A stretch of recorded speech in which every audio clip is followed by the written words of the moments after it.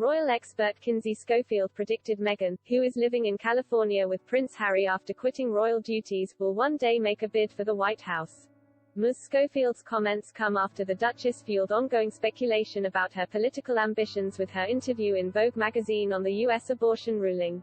But the royal commentator questioned whether Americans would vote for the former actress, who she described as a very polarizing figure. Ms. Schofield, the founder of the To Die For Daily Royal website and podcast, said Meghan will need to work to establish herself in politics. The royal expert told Express.uk, when Meghan disagrees with something, she does not sit back and watch, she almost immediately starts to try to implement change. Is she going to run for president in 2024? Unlikely, however, there is room for her since Biden isn't committing. She is connecting with political figures to ask how she can help them in their efforts, and I think the ultimate goal would be that she could eventually run herself once she has established herself as a familiar political figure. We know that she is being mentored by several political figures higher up. She is friends with Stacey Abrams, Hillary Clinton, Kamala Harris. There are significant people there that can help create a space for her if she wants one.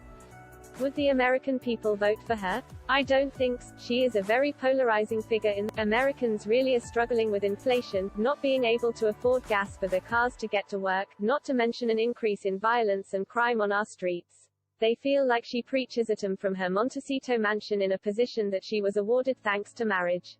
She will likely help fundraise this political season and might appear on some voter encouragement panels or digital submits like she's done previously. She would have to establish herself as a political figure before she would jump into the race, and I would not consider the Vogue article a big political move. Shush is just a disappointed American that had an opportunity to speak out against Roe v. Wade and did. However, I would still argue that had she done so on her podcast, historically, it would have made much more of an impact. Ms. Schofield's comments come after Meghan hit out at the U.S. Supreme Court over the decision to end constitutional protections for abortion that have been in place for nearly 50 years by overturning the landmark Roe v. Wade ruling. The Duchess insisted the move tells women they don't matter and called on men to speak out as she warned it represents a blueprint for reversing rights including same-sex marriage and contraception access.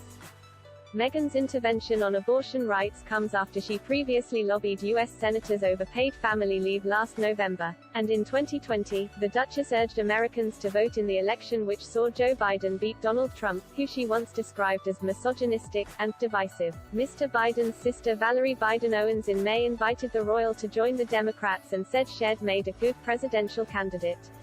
It comes as Meghan and Harry are living in Montecito after quitting as working royals in March 2020.